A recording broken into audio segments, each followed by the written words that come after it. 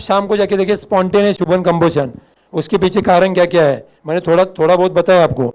Okay, then chemical reaction, एक दूसरा chemical mix हो गया। जैसा बचपन में मेरा एक अच्छा काम करता था, मैं अपने पिताजी के लिए चूना बना के देता था, चूना नहीं लगाता था, चूना बताता था। जो अपना चुनखड़ी है, चुनखड़ी, वो आप पानी में डाल के कभी आपने देखा है? पानी में जैसे ही डालेंगे पानी उबालेगा, मतलब वो एक्झोथर्मिक केमिकल रिएक्शन है, उष्मादायी रासायनिक अभिक्रिया, त्याच्यातून उष्णता तयार होते। ऐसा ही दो केमिकल रिएक्शन, दो केमिकल एक साथ आएंगे तो एक्सोथर्मिक केमिकल रिएक्शन हो जाएगा, और बाद में क्या होगा? अंगार लगेगी। लाइटनिंग, इसके लिए तो कुछ नहीं कर सकते, लेकिन कुछ कुछ कर सकते हैं। कौन बताता है? जो बीज है, बिजली है, उसके अगेंस्ट कुछ नहीं करोगे।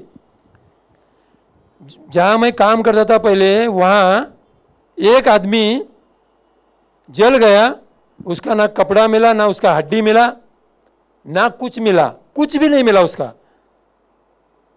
किसी ने मुकुंद स्टील का नाम सुना है? मुकुंद स्टील, कलवा, वहाँ मैं I was production officer in that company for about 7 years, okay, from 1991, sorry, from 1993 to 2000, and after that I joined this Mumbai Fire Brigade. वो टाइम में हम लोग, मैं प्रोडक्शन सुपरवाइजर था।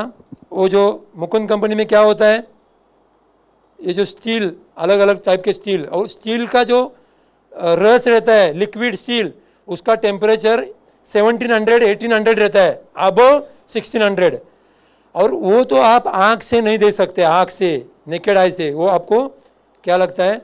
एक फिल्म लगेगी।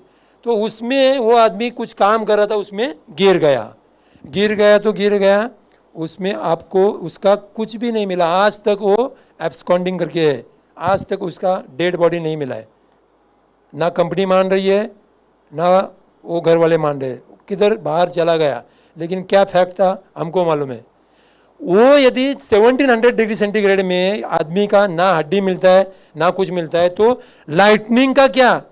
उसका तो वोल्टेज देखो, 1 लाख 2 लाख, हम लोग लिखते हैं बिजली का दाब 440 वोल्ट, 440 किधर और 1 लाख किधर। तो इसके लिए तो कुछ नहीं कर सकते। बारिश जब भी शुरू होती है तभी बादल के ऊपर घिसते हैं और ये लाइटनिंग होती है, जॉइंट स्पार्क और नीचे। लेकिन वहाँ लाइटनिंग की वजह से भी कोई आखी बिल्डिंग कोलैप्स होती है। गांव में तो लोग जगह पे सो गए, गाय बोलो, बैल बोलो, जो भी कुछ है, भैंसे वगैरह, ये सब सूरज, मतलब आप सोच भी नहीं सकते इतना वोल्टेज रहता है। तो लेकिन बिल्डिंग में हम लोग कुछ तो करते हैं लाइटनिंग बचाने के लिए। क्या करते हैं? Lightning arrester. आपने देखा है कभी? देखो, बिल्डिंग का टेरेस में से ऐसा एक पट्टी नीचे तक आता है। यदि कोई किसी कारणवश यदि बिजली गिरे तो वहाँ से बिल्डिंग के ऊपर ज़्यादा असर नहीं होते हुए वो नीचे ज़मीन तक जाए, क्योंकि करंट तुरंत ज़मीन की तरफ जाने के देखता है।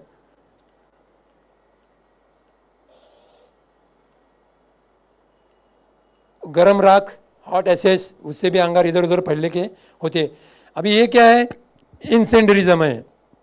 एक गोदाम है और एक आदमी क्या कर रहा है, देखो, बाजू वाले का गोदाम कुछ चलता ही नहीं, धंधा उसका। इसका गोदाम फुल फॉर्म में है। बाजू वाला क्या करेगा? जा, रात को तेरे को एक खंबा देता हूँ, हो गया।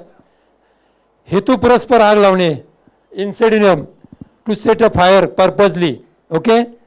देन अपने को ये मालूम है, एसी में बैठ के हमारे साहब बोलते हैं वो ऐसा है, ये ऐसा है। बाद में हम लोग आते हैं और क्या करते हैं?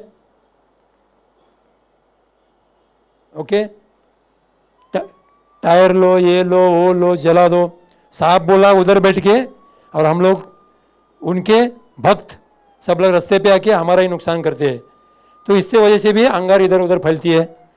अभी अंगार लगने के बाद क्या करना है? ये तो कारण हो गए अंगार के। What to do in case of fire? Okay, first of all, कभी भी भागदौड़ करना नहीं है।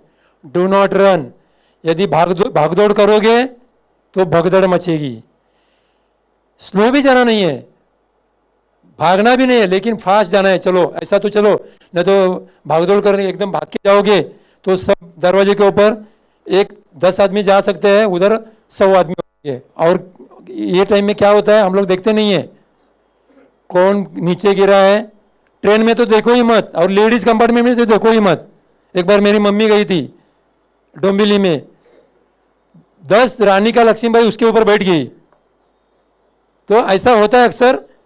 तो जब भी घबराहट होती है तो समझ सकते हैं पैनिक की वजह से, लेकिन इधर तो गाड़ी पकड़ने का पैनिक, नीचे कौन गिर गया उसके ऊपर। एटलीस्ट मैंने देखा है सेंट्रल लाइन में, वेस्टर्न लाइन का बोलो मत क्योंकि मैं डोंबिवली से हूँ, तो कम से कम लोग केयर करते हैं कौन बैठा कौन गिरा, किसको उठाओ हाथ दो। लेडीज कंपार्टमेंट में ये नहीं होता था, सॉरी टू से।